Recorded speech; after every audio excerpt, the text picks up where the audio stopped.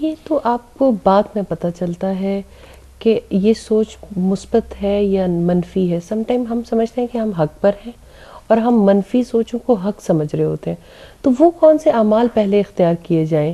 ایسی زندگی میں کیا چیزیں شامل ہوں جس سے ہمارے اندر یہ الارمنگ سسٹم اتنا اسٹرانگ ہو جو ہمیں بتا سکے کہ ہم منفی سوچ رہے ہیں یا مثبت سوچ رہے ہیں؟ بات یہ فائزہ کہ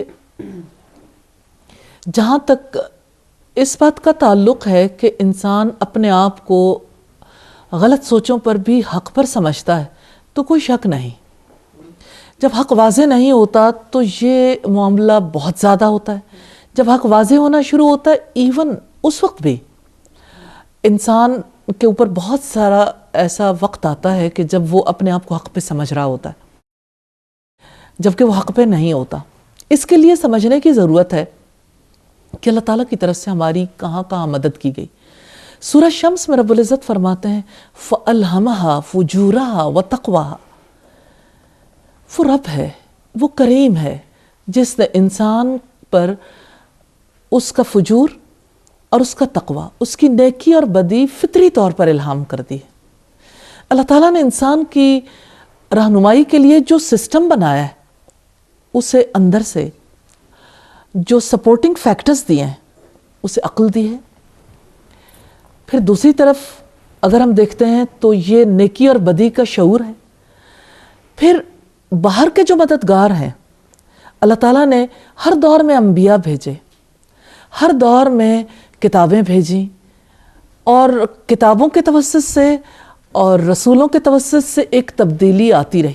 لیکن آپ بھی جانتے ہیں کہ رسولوں کی بات کو سبھی نے قبول نہیں کیا.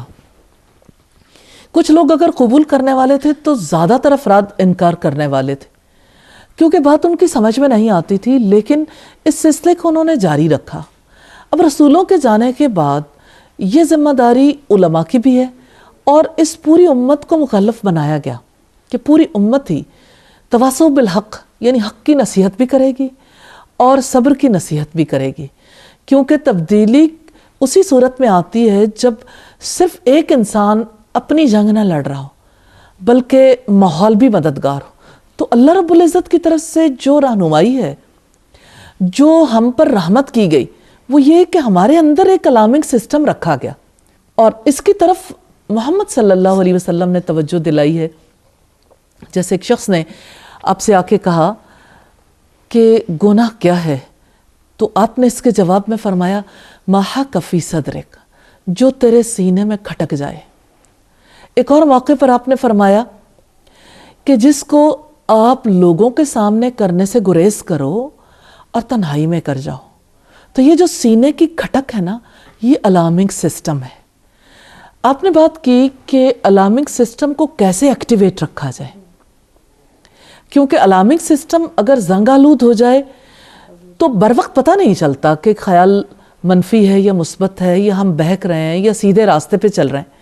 اور اگر یہ الارمنگ سسٹم بالکل ایکوریٹلی کام کر رہا ہو تو بر وقت ایسے اطلاع ملتی ہے جیسے آگ لگ جانے کی اطلاع اس کے الارم سے ملتی ہے، یا اسی طرح سے دوسرے سسٹمز جو ہیں وہ لگائے جاتے ہیں اپنے اپنے مقصد کے لیے.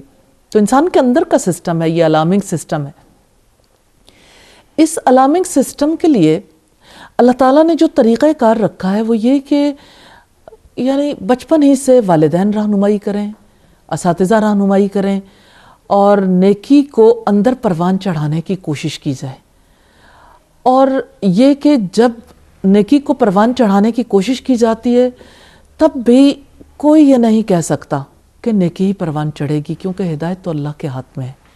لیکن کوشش کا اجر ضرور ملتا ہے. اپنے ماحول کو بہتر بنانے کے ہم پابند ہیں اور اچھے ماحول میں رہنا.